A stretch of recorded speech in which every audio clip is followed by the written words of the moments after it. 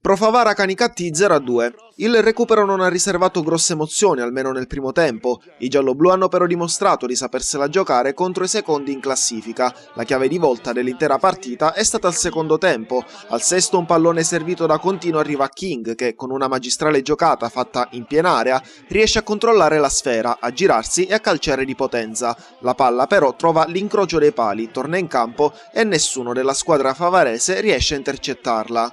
Oltre al danno, la beffa. All'11° i difensori gialloblu si fanno trarre in inganno dalla posizione di fuorigioco del Canicattì, che forse andava segnalata. Gli ospiti si trovano soli davanti all'estremo difensore e un rasoterra lento ma preciso sancisce lo 0-1. Non facile stare sotto di un gol in casa contro una formazione come il Canicattì. La partita si chiude definitivamente al 20° con un traversone al centro sul quale i difensori favaresi sono lenti a intervenire e gli ospiti se ne approfittano.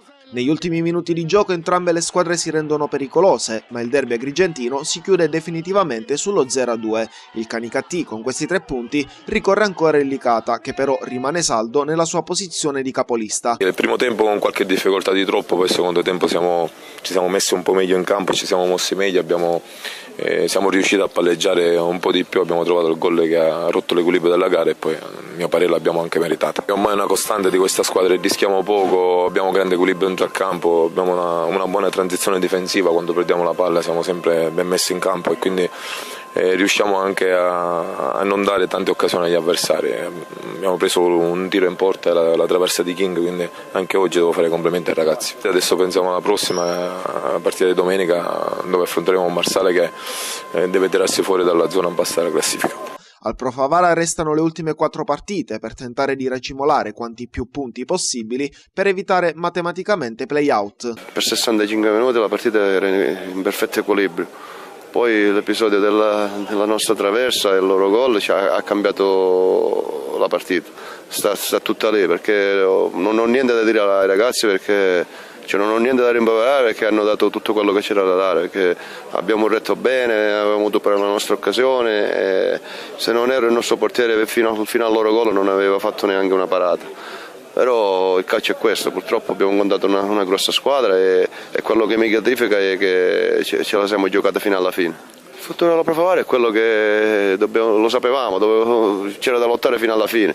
Anche se oggi finiva il campionato non avremmo fatto il play-out, quindi siamo nella media, però ancora ci sono 4 partite in cui dobbiamo fare più punti possibile per cercare più presto possibile di cercare di trovare la matematica per evitare i play-out. Adesso intanto dobbiamo prepararci questa trasferta di Sant'Agata, dove sicuramente saremo ancora rimaneggiati, perché già oggi avevamo 2 squalificati.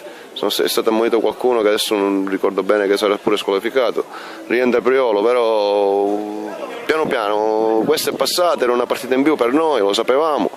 Adesso prepariamo questa Sant'Agata e poi si vedrà, perché c'è solo di fare quadrato, perché i ragazzi ho un bel gruppo, quindi so che tutto quello che abbiamo fatto non lo possiamo sprecare alla fine del campionato, perché è dal mese di novembre che si rincorre e se qualcuno doveva scommettere sulla Pro Favara che oggi avrebbe questa classifica, non scommetteva nessuno.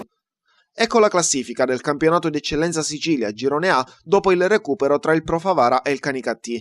Licata 70 punti, Canicattì 62, Città di Sant'Agata 51, Parmon Valle d'Attilo Noir 46, Mazzara 43, Geraci e Alba Alcamo 36, Pro Favara 34, Castellammare 31, Mussomeli 29, Cuspalermo e Marsala 26, Caccamo 25, Partinico Dace 11, Castelbuono 6 punti.